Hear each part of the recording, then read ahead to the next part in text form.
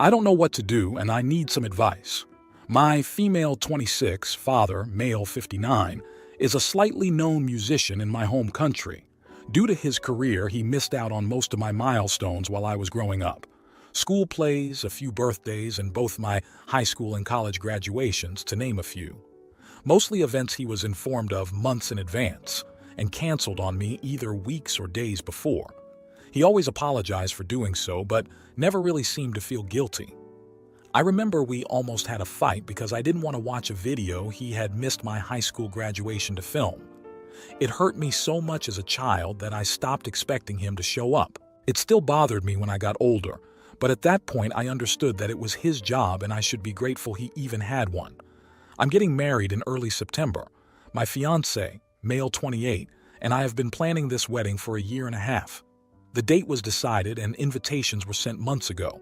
Almost every guest has already RSVP'd. I've reminded my father of the date several times this past year, and he kept assuring me he had blocked the entire week of the wedding and would be there. A couple days ago, my father called to inform me he'd had to schedule a concert for my wedding day. He apologized and said he'd make it up to me with a gift. I don't want a gift. I want my father to come to my wedding. So I told him that either he figured out a way to reschedule, which I know he could probably do if he tried, or I'd cut ties with him. What followed was one of the biggest fights we've ever had. He called me ungrateful, spoiled, and selfish for giving him that kind of ultimatum and expecting him to change his work schedule for my own benefit, which he has asked me to do on many occasions before. He yelled, and I held myself not to yell back. We're still fighting over this. Most of my family is on my side, though both my mom, divorced from my dad, and my fiancé have warned me not to make any moves I might regret.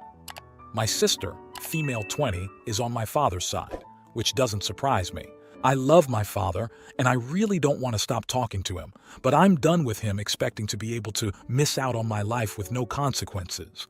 That being said, I'd be lying if I said that I don't feel guilty.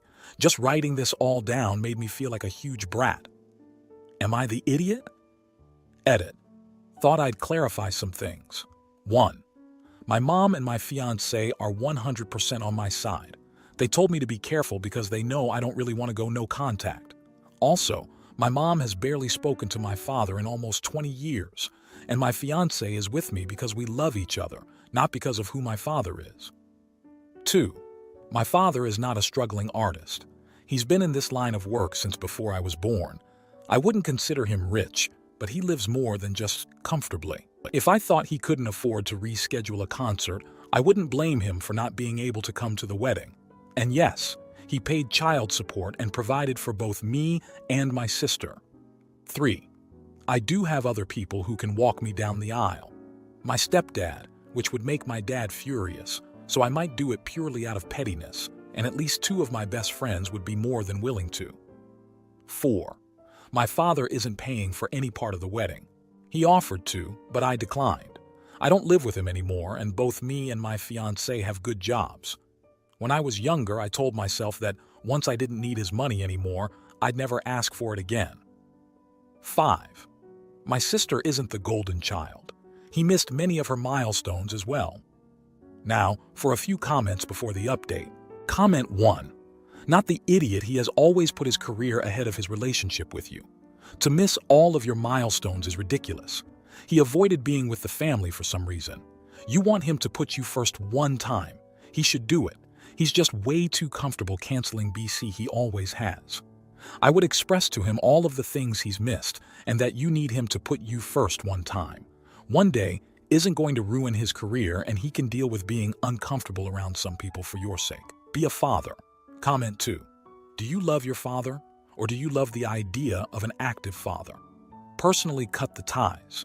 I was in almost the same switch, except mine is just a deadbeat. He dipped when I was 2, filed full custody at 13 and got it because I said I wanted to go, shipped me to his parents, total strangers, for my birthday and Christmas, screwed my 16th birthday, missed high school graduation, did show for my second college graduation, but then bailed on my wedding within 24 hours prior. It's been 10 months and I haven't spoken to him because I'm his only child and he willingly missed my wedding after saying he was going to be there for months. Comment 3. I actually understand your position completely. My husband and I separated and are in the process of divorce because he always prioritized his band before his wife and his son. The day my older sister died, he didn't stay home with me. He went to a band rehearsal and said he'd disappoint band leader. But he had no problem with disappointing me.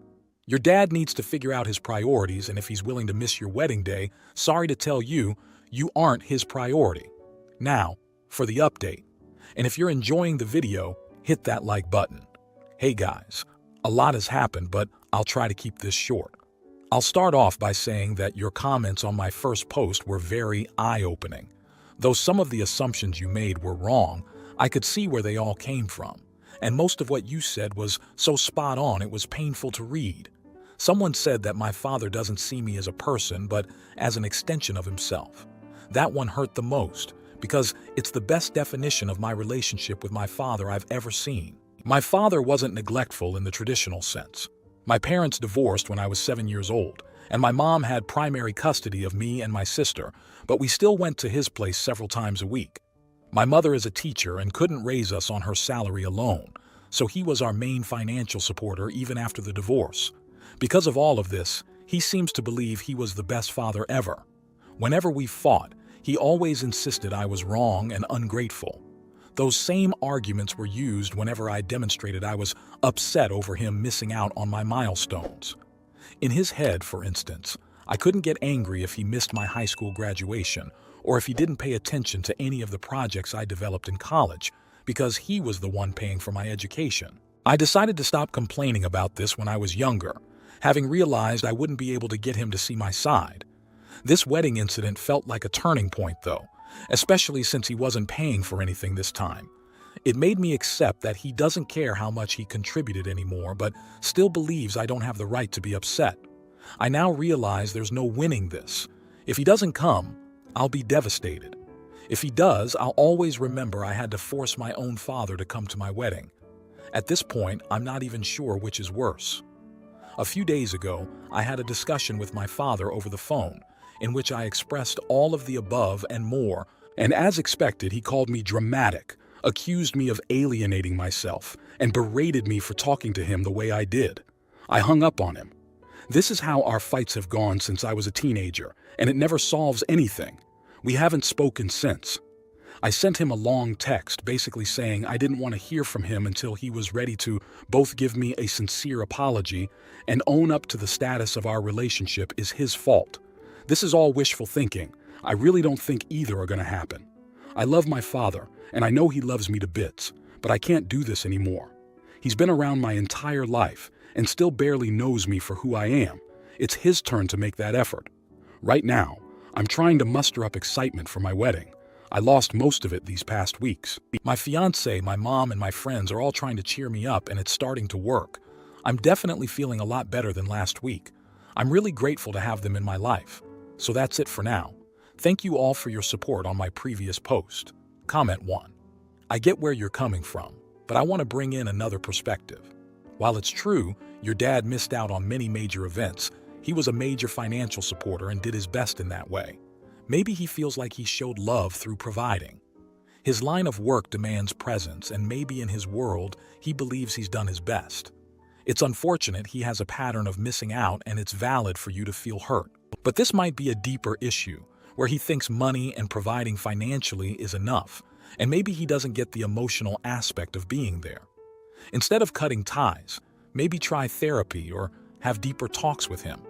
People are different, and understanding where he's coming from might help both of you heal.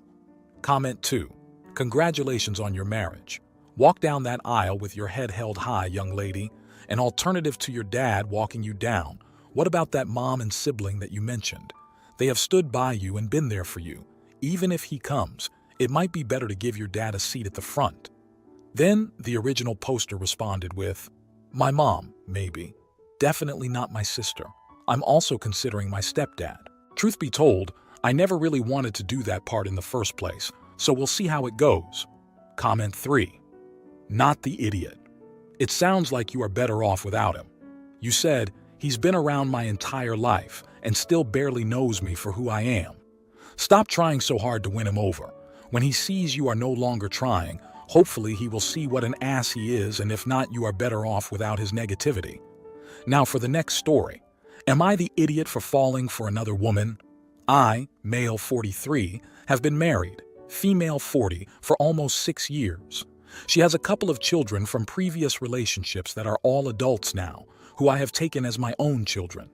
A couple of years ago, she got sick due to complications from COVID, and while it physically took its toll, mentally it defeated her, especially combined with other hardships she has faced in the past. For a little more than a year, this mental funk has worn me down.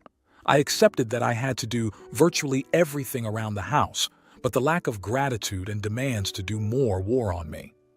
If I had a bad day at work, hers was worse, so I had to console her.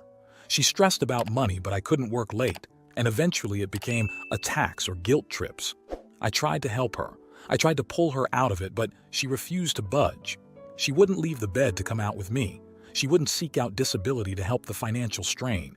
She wouldn't try counseling to try to overcome the hump. About 4 months ago, a coworker and I, who I have known and worked with for years, started getting closer. But I'm married, so I ignored whatever flight of fancy I might be feeling. Except it wasn't just physically that I thought about her. It was missing her laugh, or going out of my way to see her, albeit just for a minute. My wife now knows that there's a mutual attraction between myself and my coworker. However, since I didn't do anything physical, she thinks we can salvage our marriage. And I'm afraid I've emotionally moved on.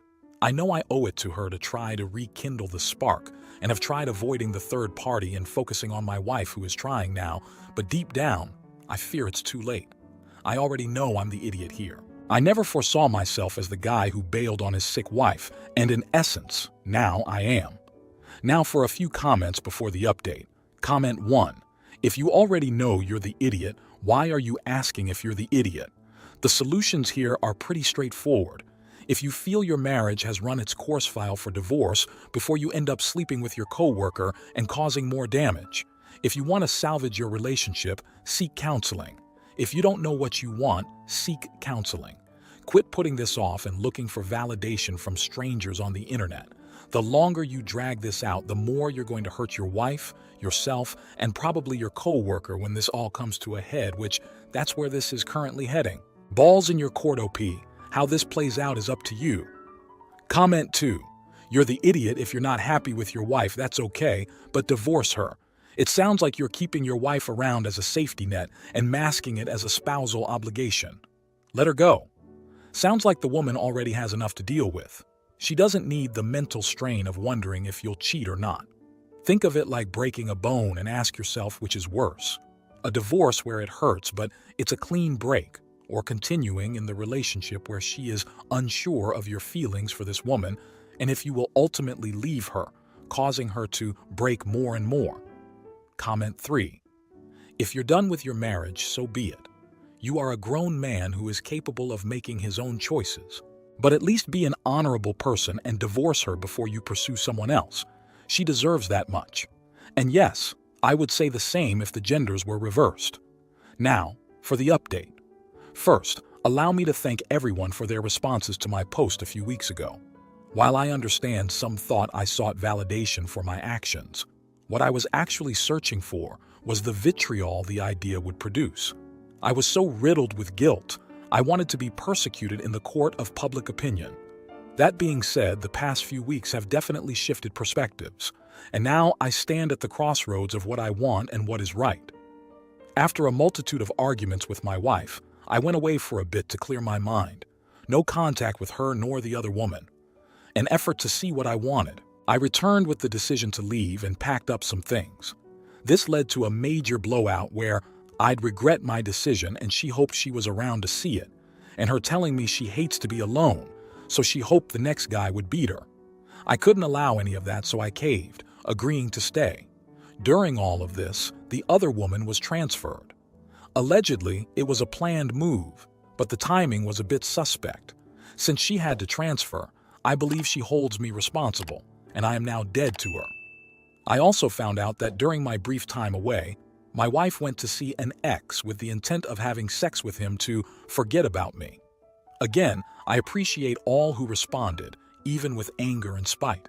They say everything happens for a reason, and sometimes that reason is simply a lesson in karma. Comment 1. Just divorce and try to move on. Your marriage doesn't sound healthy, and you will just continue to be unhappy. As will she. Comment 2. The next time you have the bad idea of getting involved with another chick, remember that this time you almost lost them both. Comment 3. You have torn the fabric of trust. Trust, that is the cornerstone of any relationship. Your wife has responded. Should you even try to stay, the long-term repercussions in this act are going to last forever in this relationship. You could try therapy, but at this point your relationship is in flames. Most will limp along for a few years and then wreck it into divorce. From your previous post, it sounds as if your wife has a few other issues. While I do not agree with the way this was done, the emotional affair and stringing along, etc., I would state you need time for some therapy on your own, and I would include a divorce. If you like this video, you'll probably like these too. Also, while you're here, please consider subscribing. It's your support that keeps this channel alive and allows me to make better and longer videos. Have a great day.